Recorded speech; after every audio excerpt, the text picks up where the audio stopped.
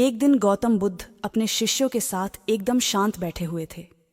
उन्हें इस प्रकार बैठे हुए देख शिष्य चिंतित हुए कि कहीं वह अस्वस्थ तो नहीं है।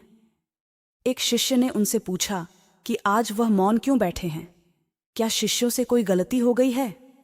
इसी बीच एक अन्य शिष्य ने पूछा कि क्या वह अस्वस्थ हैं? पर बुद्ध मौन रहे। तभी कुछ दूर खड़ा व्यक्ति जोर से चिल्लाया, आज मुझे सभा में बैठने की अनुमति क्यों नहीं दी गई है? बुद्ध आंखें बंद करके ध्यानमग्न हो गए। वह व्यक्ति फिर से चिल्लाया, मुझे प्रवेश की अनुमति क्यों नहीं मिली?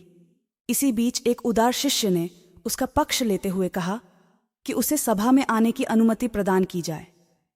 बुद्ध ने आंखें खोलीं और बोले, नहीं, वह अछूत है, उसे आज्ञा नहीं दी जा सकती। यह सुनकर शिष्यों को बड़ा आश्चर्य हुआ। बुद्ध उनके मन का भाव समझ गए और बोले, हाँ, वह अछूत है।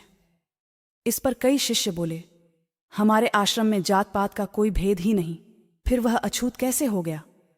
तब बुद्ध ने समझाया, आज वह क्रोधित होकर आया है। क्रोध से जीवन की एकाग्रता भंग होती है। क्रोधी व्यक्ति प्राय मानसिक हिंसा कर बैठता है, इसलिए जब तक वह क्रोध में रहता है तब तक अछूत होता है। इसलिए उसे कुछ समय एकांत में खड़े रहना चाहिए। क्रोधित शिष्य भी बुद्ध की बातें सुन रहा था।